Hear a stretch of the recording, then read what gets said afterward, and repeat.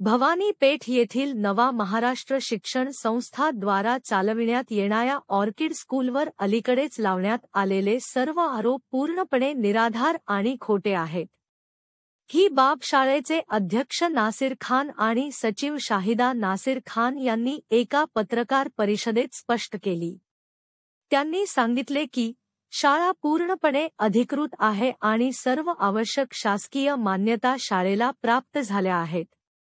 या प्रसंगी त्यांनी संबंधित सर्व कागदपत्रे पत्रकारांच्या समोर सादर केली। शाहिदा खान, मेरी रिक्वेस्ट है कि शाला को अनअधिकृत इलीगल नहीं बोला जाए। वहाँ पे 1500 बच्चों का हम भविष्य बना रहे हैं। शाला के पास, स्कूल के पास सब लीगल डॉक्यूमेंट्स है। आप आकर चेक कर सकते हैं और शाला के साथ इंसाफ किया जाए। ये मेंटल हैरेसमेंट है हम लोगों को, यहाँ कंप्लेन, वहाँ कंप्लेन, एजुकेशन में कंप्लेन, पूरा हम उसका आंसर देते हैं। शाला इलीगल नहीं है। कोई शाला जो चलती है, जिसमें बच्चे हैं, जिसे लिविंग सर्टिफिकेट दिया जाता है, इलीगल नहीं हो सकती। इंडियन कानून उसके लिए बहुत स्ट्रांग है, प्रशासन उसके लिए बहुत स्ट्रिक्ट है। तो हाथ जोड़ के विनती है कि अनअधिकृत शाला, इलीगल शाला, ये शाला असर नहीं बोलो प्लीज। जो भी है, आप शाला का प्रशासन आपको ये करेगा, हेल्प करेगा, आपके साथ कोऑपरेट करेगा, आपको बताएगा। तो ये रिक्वेस्ट है मेरी। और ये जो इन लोग की जो फ्रॉड ये करें, इनको रोका जाए, इनकी स्ट्रिक्ट एक्शन लिया जाए। फला फैमिली है और जो सोसाइटी बर्खास्त कमेटी है, स्ट्रिक्ट लिया जाए और वहाँ पे इंसाफ के साथ, लीगल के साथ प्रॉपर डेवलपमेंट किया जाए। पूरा ओपन रहे कि किसको क्या मिल रहा है। एक ही फैमिली 10 दुकान, 10 मकान, ओपन प्लॉट मांगेगी तो नहीं चलेगा। जितने मेंबर्स है, बंगले भी पूरे लीगल है। अगर वो लोग बोलते हैं एफएसआई यूज हो गया है तो please give me the documents, I will cooperate विद यू। और जो हाई कोर्ट का जो केस है, वो मेंबरशिप का केस था, वो चलो इन लोगों ने बताया, हमने कारपोरेशन से बाद में उसके पेपर्स निकाले। 2019 में फला फैमिली को हकार दिया गया है, हाई कोर्ट के पेपर से डिसमिस किया गया है। वो लोगों ने डाले थे बंगला पाडण्यासाठी, उन लोगों ने रिपिटिशन डाले थे, उनको हकार दिया गया है। अच्छा, अगर ये स्कूल इलीगल है, अनधिकृत है, हमारा बंगला इलीगल है, तो ये लोगों ने हमारे साथ एग्रीमेंट बनाया। एग्रीमेंट बताओ, उसमें रुखसाना पला और कल जो बोल रहा था ना, ये हमारे साथ रजिस्टर्ड एग्रीमेंट हमारे स्कूल के साथ आप लोग पढ़ सकते हैं। अगर ये अनअधिकृत है तो ये हमारे साथ बंगले के साथ, ओनली बंगलो नंबर 4, उस वक्त तो बंगलो नंबर 1 नहीं था, विद नोटरी के साथ, जो पहला बिल्डर था, कभी भी तो स्कूल ने कॉपरेट करी ना, पहले बिल्डर के साथ हमने बनाया ना सोसाइटी के में। इसलिए जब रुखसाना पल्ला इसका फोटो साइन के साथ, इसने हमारे साथ कैसा बनाया है एग्रीमेंट। और उसके साथ जो है, ये देखो, ये दूसरा जो वहां पर है, बाबर का शॉप चलाता है, एक बगड़ी वाला है, अब हम लोग उसको वैसे ही बुलाते हैं। जो बोर्ड कल बैठा था ना, मैं ओल्ड 5-6 फ्लैट है इसके, ये यहाँ पे हाजी क्या है वो, जाकिर हुसैन अत्तार, ये कल बैठा था आपके सामने। तो ये लोगों ने, ये तो सीधे झूठे है ना सर, सीधे झूठ बोल रहे हैं ना। अभी और क्या करेंगे हम लोग। अब यहाँ पे उसका देखो एग्रीमेंट क्यों बनाया, अगर ये इलीगल शाला है, एफएसआई यूज हो गया है, पेपर ला बाबा एफएसआई के, पता कौन सा कहाँ पे, कुछ तो पेपर्स रहेंगे ना, एफएसआई यूज हो गए तो कोई तो। और एक आपको भी लॉ मालूम रहेगा, सब एजुकेटेड है, एवरीथिंग ओपन होना चाहिए, किसको क्या मिल रहा है, कोई को पार्शियलिटी नहीं चाहिए। ये ज्यादा लेगा, ये 4 करोड़ दुकान लेगा, ये 15 दुकान लेगा, ये भी नो।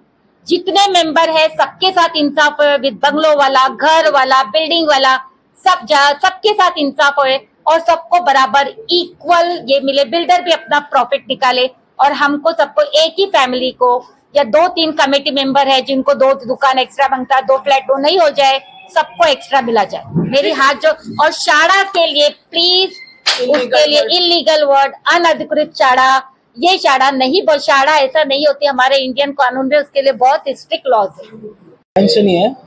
मी जय सोसायटीचा मेंबर आहे। माझा बिल्डिंग फ्लॅट आहे तिकडं। तिकडच्या प्राधिकृत चेअरमॅन केविन सनी यांनी मला मृत घोषित दाखवलं। एक डीड बनवली आम्ही, एक डीड बनवली ज्याच्यात की मी त्याच्यात नाही आहे, मी त्या फ्लॅटमध्ये मेंबरच नाही असं दाखवून त्यांनी लोन घेतलं हिरो फायनान्स कंपनीकडनं। 17,76,000चं लोन घेतलंय आणि ते पैसे त्यांनी कुठं वापरले ते त्यांना ठाऊक आहे। आणि अजून एक फसवणूक झाली आहे, रुखसाना फल्ला ही त्याच्यात त्यांनी सपोर्ट केला आहे। 2019 मध्ये शेअर सर्टिफिकेटवर माझ्या भावाचं नाव आलंय. 2006च्या आय रजिस्टरवर नाव कसं काय आलं? तर 2019 मध्ये शेअर सर्टिफिकेटवर नाव आहे, हे 2006 मध्ये आय रजिस्टरवर नाव आहे, आणि हे डीड बनवलंय 2024 मध्ये. आणि ह्याच्यात रुखसाना फल्लाचा हा लेटर पण आहे, ज्याच्यात तिने कन्सेंट दिलाय की त्याला एकच भाऊ आहे म्हणून. हालांकी आम्ही दोघं जुळे आहोत. तर तसं आम्ही त्यांनी ॲफिडेव्हिट केलंय. हा ॲफिडेव्हिट केला की मला फक्त एकच मुलगा आहे. माझ्या मम्मीने आणि माझ्या भावाला पकडून रुखसाना फल्ला यांनी नाही, रजिस्टर्ड डॉक्युमेंट आहे, त्यांनी तयार केले. त्यांनी तयार केले. मी ना आम्ही खडक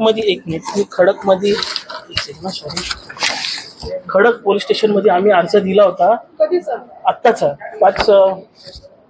4/3/2024 ला.